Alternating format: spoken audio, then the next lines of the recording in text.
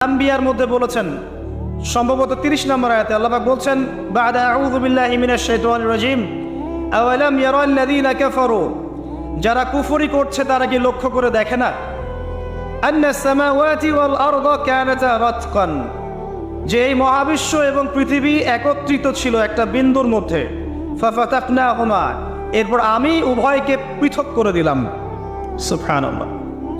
আফালা ইউমিনুন, এরপরেও কি তারা ঈমান নিয়ে আসবে না? আল্লাহ পাক বলছেন এটা একত্রিত ছিল, এটা অটোমেটিকলি বিস্ফোরিত হয়নি, আমি করেছি বিস্ফোরণ। আপনি কি দর্শনের পার্থক্য বুঝতে পারছেন? এখন সবকিছু এই তত্ত্ব দিয়ে প্রমাণিত হতে হবে জরুরি না, কারণ এই তত্ত্বের সীমাবদ্ধতা আছে, আল্লাহর জ্ঞানের কোনো সীমাবদ্ধতা নাই। আল্লাহ পাকের জ্ঞান অসীম।